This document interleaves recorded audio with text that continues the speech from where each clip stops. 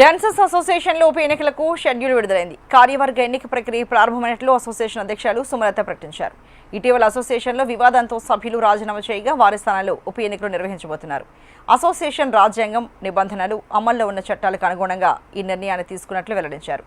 July 20న నామినేషన్ల స్వీకరణ, July 22న nomination ఉపసంహరణకు గడువిచ్చారు. July 26న polling జరిపి సాయంత్రం ఫలితాలు వెల్లడిస్తారు.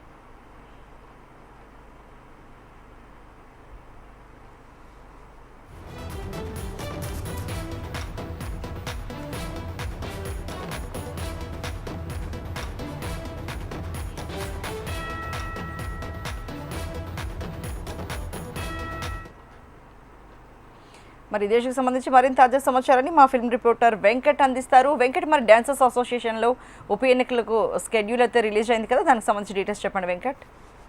ఎస్ అర్చన, ఒక విధంగా డాన్సర్స్ అసోసియేషన్ వివాదం కాస్త ఎన్నికలు ఉప ఎన్నికలకు సంబంధించినటువంటి వివాదంగా మారింది. ముఖ్యంగా చూస్తున్నట్టయితే నిన్నటి వరకు జరిగినటువంటి పరిణామాల్లో చాలా రకాల డిస్కషన్ జరిగినాయి. ఇందులో ఫిలిం ఫెడరేషన్ కూడా ఇన్వాల్వ్ అయ్యింది. ఫెడరేషన్ సమక్షంలో అన్ని 24 క్రాఫ్ట్లకు సంబంధించినటువంటి సభ్యులందరూ కూడా రావడమే కాకుండా అన్ని అసోసియేషన్లకు సంబంధించినటువంటి అభిప్రాయాలు సేకరణ జరిగింది. అటు ఏదైతే ప్రస్తుతం ఉన్నటువంటి సమస్య ఉందో దాన్ని 19వ తేదీన పరిష్కరించుకునేందుకు ఒక వేదిక ఏర్పాటు చేసేసి ఆ వేదికలో డ్యాన్స్ అసోసియేషన్ సంబంధించినటువంటి ఎంతమంది అయితే సభ్యులు ఉన్నారు, దాదాపుగా ఈ డ్యాన్స్ అసోసియేషన్ అనేది 600 మంది సభ్యులతో కూడినటువంటి అసోసియేషన్. ఈ అసోసియేషన్ సంబంధించినటువంటి ప్రతి కార్యవర్గ సభ్యులు అందరూ కూడా రావాలి.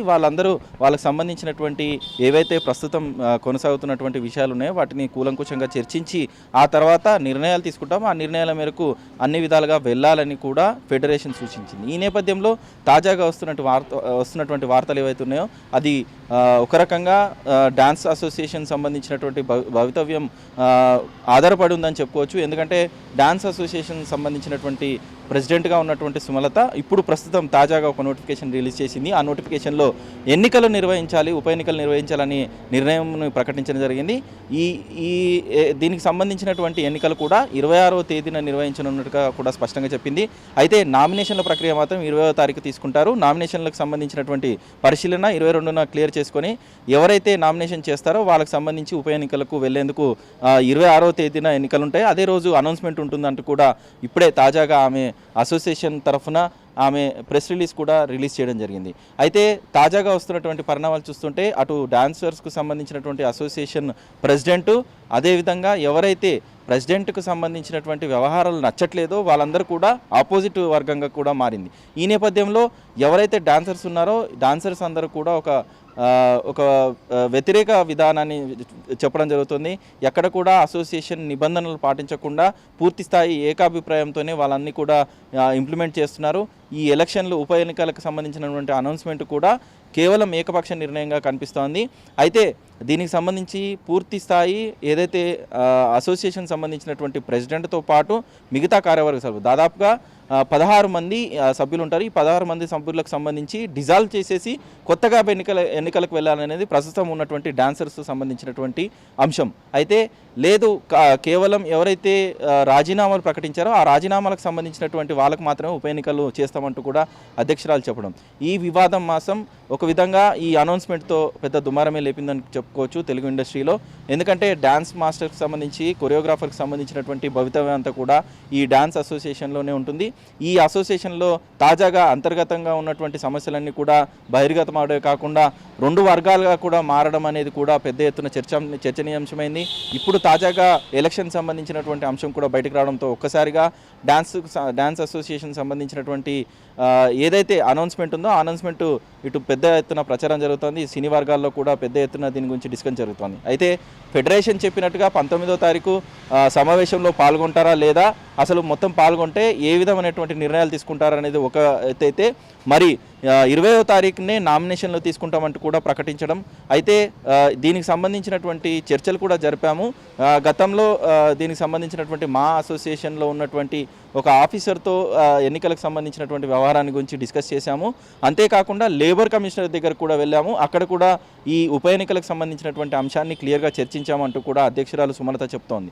అయితే ఎలాంటి అభ్యంతరాలు లేవు, ఒక అసోసియేషన్కు దానికి సంబంధించినటువంటి ఉప ఎన్నిక నిర్వహించుకోవడానికి తనకు హక్కు ఉంటుంది. దానికి సంబంధించి సంబంధించినటువంటి వ్యవహారాలు అధికారికంగా తీసుకునేందుకు కూడా బైలాస్ ఉన్నాయంటూ కూడా సుమలత ఆ ప్రెస్ రిలీజ్లో ప్రకటించడం జరిగింది. మొత్తం మీద డాన్సర్స్ అసోసియేషన్ సంబంధించినటువంటి వివాదం ఇప్పుడు ఉప ఎన్నికలకు సంబంధించినటువంటి అనౌన్స్మెంట్ రావడంతో మరింత క్లిష్టతరంగా ఉంది. దీనికి సంబంధించినటువంటి ఎలాంటి పర్యావరణాలు వస్తాయనేది తెలియాల్సి ఉంది. మొత్తం మీద 19-20 తేదీల్లో మాత్రం ఈ డాన్సర్స్ అసోసియేషన్ సంబంధించినటువంటి కీలకమైనటువంటి సమావేశాల్లో ఏమన్నా చర్చలు కొలకొస్తాయనేది వేచి చూడాలని తెలుస్తోంది అర్చన. అయితే మరి వెంకట్, డాన్సర్స్ అసోసియేషన్కి సంబంధించి అక్కడ ఎవరెవరైతే అసోసియేషన్లో ఉన్నారో వాళ్ళదే ఫైనల్ నిర్ణయం అనుకోవచ్చా? మరి ఇప్పుడైతే ఇంతవరకు మనం ఇలాంటి వివాదాన్ని బయట చూడలేదు, ఫస్ట్ టైం చూస్తున్నాం. మరి సినీ పెద్దలు ఇంకెవరైనా దానిలో జోక్యం చేసుకునే అవకాశాలు ఏమైనా ఉన్నాయా? అసలు ఏం జరగబోతుంది అనిపిస్తుంది వెంకట్? ఎస్, ఖచ్చితంగా ఒక అసోసియేషన్ సంబంధించినటువంటి బైలాస్ ఉంటాయి. వాటికి సంబంధించి అసోసియేషన్ ఫార్మేట్ ఏ విధంగా ఉంటుందో ఆ ఫార్మేట్ ప్రకారంగా బైలాస్ రాసుకుంటారు. అయితే ఏ అసోసియేషన్ అయినా కూడా ఇండివిజువల్ నిర్ణయాలు తీసుకునే అవకాశం ఉంటుంది. ఒకవేళ అసోసియేషన్ సంబంధించినటువంటి నిర్ణయాలు కానీ వాటికి సంబంధించినటువంటి సమస్యలు పరిష్కరించుకోలేని ఉంటే మాత్రం అది ముఖ్యంగా ఫెడరేషన్కి వెళ్తుంది. అయితే సినిమా ఇండస్ట్రీలో సినిమా ఫెడరేషన్ అనేది ఫైనల్ డిసిజన్గా ఉంటుంది. ఎందుకంటే 24 క్రాఫ్ట్లకు సంబంధించినటువంటి అసోసియేషన్స్ అన్నీ కూడా ఫెడరేషన్తో మిళితమై ఉంటాయి.